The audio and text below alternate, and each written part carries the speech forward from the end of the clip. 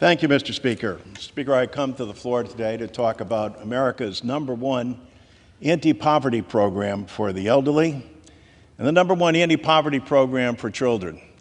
That program is Social Security, our nation's #1 insurance plan. And currently, it's under siege.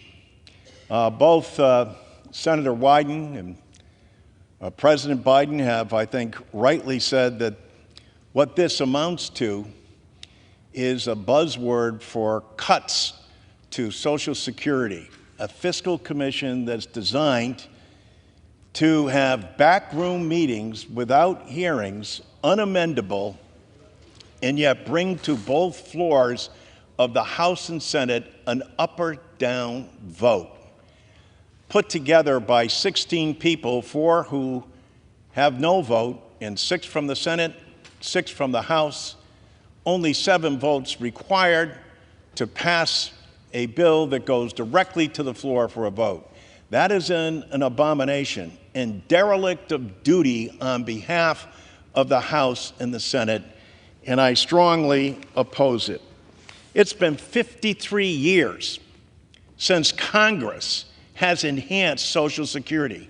These are your brothers and sisters, your family members, your neighbors, the people you go to church with. This money comes directly back to every single congressional district and your community and goes to help people.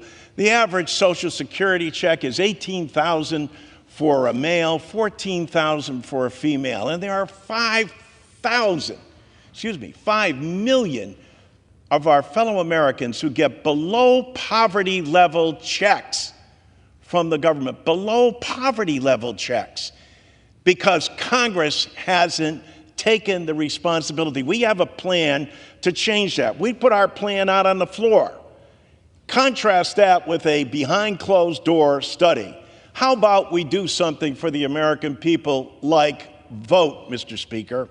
Vote on something that is essential to their livelihood. And as you know, Mr. Speaker, Social Security isn't just a pension plan. More veterans rely on Social Security disability than they do on the VA and its spousal and dependent coverage as well that we're providing. Even President Trump has gone so far as to criticize Nikki Haley and say, hey, listen, this idea of raising the age, which the Republican Study Committee calls for, is cutting benefits in Social Security. You listen to Donald Trump on everything else.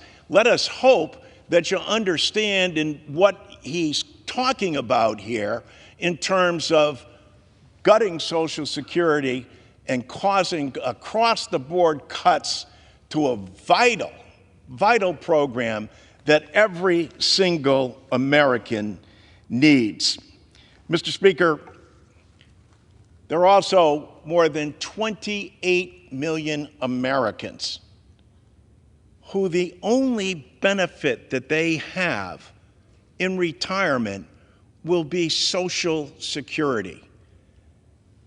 It is an outrage that this body in the House and in the Senate have not taken up Social Security, both to improve its solvency and also to enhance its benefits.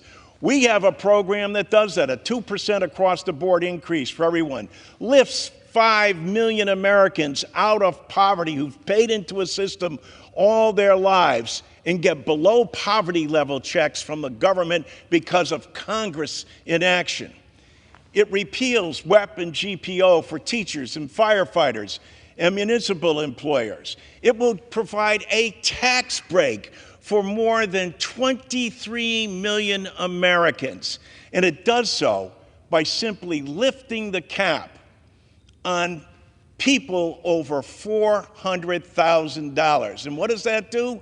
It pays for all of these benefits and also extends solvency well into the future. That's what we should be doing as a body. We don't need to study Social Security. We know what this program does. If you can honestly go home and look any fellow citizen in the eye and tell them that we don't need to improve Social Security, we need to study it, God bless you. But what we need here is a vote on Social Security 2100 to make sure that we're enhancing benefits for the citizens we're sworn Gentleman's time's up. to serve. And I yield back.